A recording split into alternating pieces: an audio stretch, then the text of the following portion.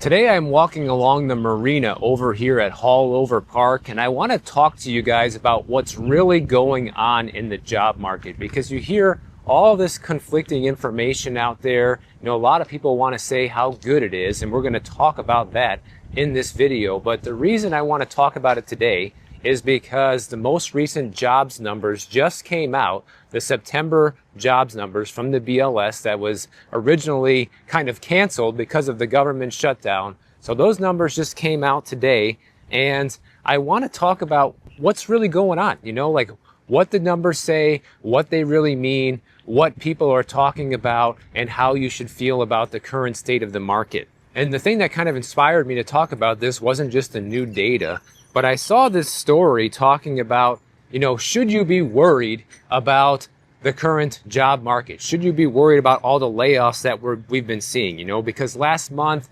Amazon announced 14,000 layoffs. UPS said on the same day that they had cut 14,000 jobs for the year, and they're planning on slashing an additional 34,000. Verizon just announced that they're cutting up to 20,000 people last week. I mean, these are big numbers, guys. But the interesting thing is, an economist at Indeed, he's not too worried about it. And I want to talk about why, and if you should be on the same page as this guy, or if you should be worried about it. He says, we look at tens of thousands of people being laid off as a big number, but it's important to understand that we're talking about tens of thousands of workers out of 160 million people employed nationwide. So, okay, when you put into that context, is it that many? No, not really. However, a lot of people that probably are being impacted by at least some of these layoffs. And he says, well, the jobs data for the month of August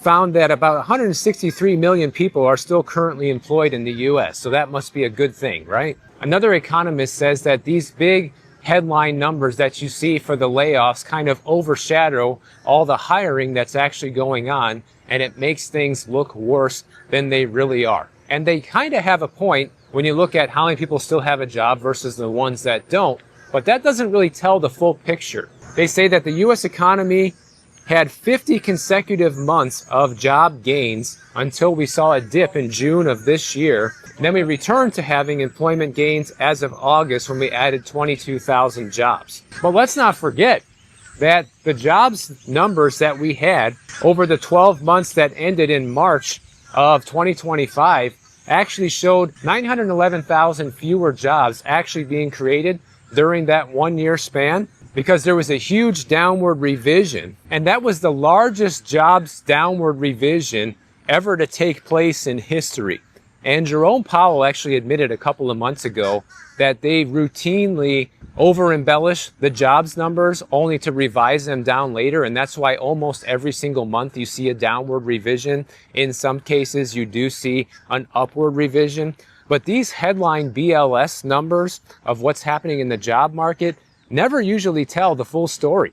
It tells you the rosiest part of the story, and then they give you the real story 3 or 6 months later, or sometimes even later than that, when you find out things aren't nearly as good as what we were initially told. So let's go over what the actual jobs numbers say for the September release of the data that we just got.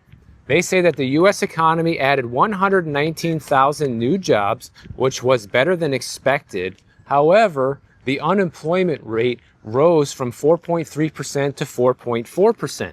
It's kind of interesting considering, more jobs were created, but less people have one. And that is now the highest unemployment figure that we've had since October of 2021. And they say that partly the reason that unemployment went up as much as it did is because there are more people looking for work right now. Yeah, because people are losing jobs, all those big headline job losses that we keep hearing about, and they're having a real hard time finding a new one. And also 1 year ago, the unemployment rate was at 4.1%. So you can see it is steadily creeping up, and we now have 6 million Americans who are unemployed, and 1 year ago it was 6.9 million. That's 700,000 more people without a job right now in 1 year, guys. I mean, you can tell people that's not significant because 160 million still have a job, but a lot of people are affected by this, and that only tells you part of the story. This doesn't count all the people who are functionally unemployed, who are barely surviving right now. Like, for example, look at the people who have been unemployed long term. That's 1.8 million people who have been unemployed for 27 weeks or more, but they don't count in the unemployment figures. They make up 23.6% of all unemployed workers. Also, part of this BLS report is that 4.6 million people are working part-time for economic reasons, meaning reduced hours or inability to find full-time work. Those people are also part of the functionally unemployed. And here's where the actual jobs are being added right now, which is kind of the same picture that we've seen over the past year or so. Healthcare added 43,000 new jobs. Food services and drinking places added 37,000 new jobs. And social assistance added 14,000 new jobs. Individual and family services added an additional 20,000 jobs. So where are these jobs being created? Mostly in healthcare and in hospitality jobs. And the healthcare jobs, you have to have specific qualifications and a specific degree to get those jobs. And the food services and drinking places jobs are hospitality jobs that you largely work off of tips. And when people aren't going out and spending the money like before, well, it's not going to be easy to earn a good living in those type of jobs unless you're in a very recession-proof area, so to speak. And then when we look at the sectors of the economy that are losing jobs right now, transportation and warehousing was the biggest one, 25,000 jobs lost. Warehousing was 11,000 jobs lost. Couriers, 7,000 jobs lost. Federal government lost an additional 3,000 jobs in September. And the main problem here is most industries are showing no growth at all. You either have mostly job losses or no growth, meaning things are stagnant. Industries like mining and oil, construction, manufacturing, wholesale and retail, finance, professional and business services, those are virtually flat across the board, which is a sign of a broader economic slowdown that we've been talking about on this channel. If things were actually good, we would be seeing pretty much every industry across the board booming right now, but that's not what's happening. We also got an update on wages in this September BLS report. The average hourly earnings are now at $36.67, which is up 0.2% from August to September, and it's up 3.8% from a year ago. So on average, people are seeing a 3.8% increase in pay from 1 year ago, but the CPI number is sitting right around 3% right now, and that number's a lie. It's usually at least double for most people's households of what the number that we're being told.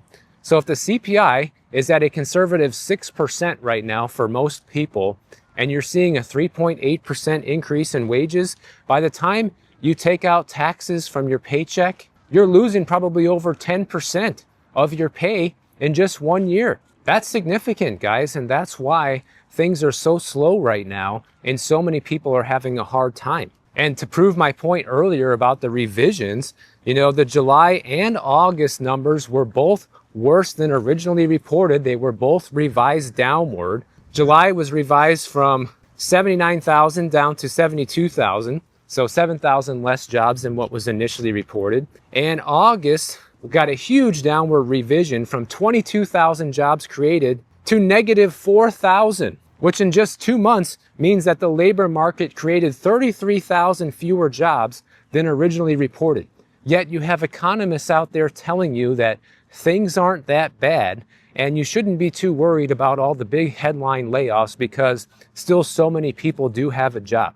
Well, the way I look at it is if I were in the market looking for a job right now, I would be worried because all the jobs that are being created, according to the official government data here, are either in retail or in health services, basically working for a doctor's office or a hospital somewhere in the healthcare services. And if you don't have the credentials for that, you can't even get one of those jobs, and they are usually pretty good jobs and pay pretty well. But if you're not qualified, you're automatically out. You're out of the running for those jobs. So most people aren't qualified for that, which just leaves you basically getting a job at a restaurant, a bar, or a hotel, potentially. Working unfavorable hours, relying heavily on tips, and not getting a huge hourly wage. And they announced that the October BLS data for the job market just is not going to be published. So we got these September numbers, but the October numbers are just not going to come at all. So see you later. We're just skipping October this year, and we're going to have to wait and see what happens in November. I mean, how insane is that? Right now, what this shows us is that hiring in general is very weak, and the downward revisions keep coming in. So I'm sure this 119,000 job report that we got that everybody's celebrating right now, in a couple months from now, we're going to see it downward revised, maybe even heavily, and it's not going to look nearly as good. At the same time, unemployment is steadily rising, and wage growth is non-existent when you factor in taxes as well as the real rate of most people's inflation.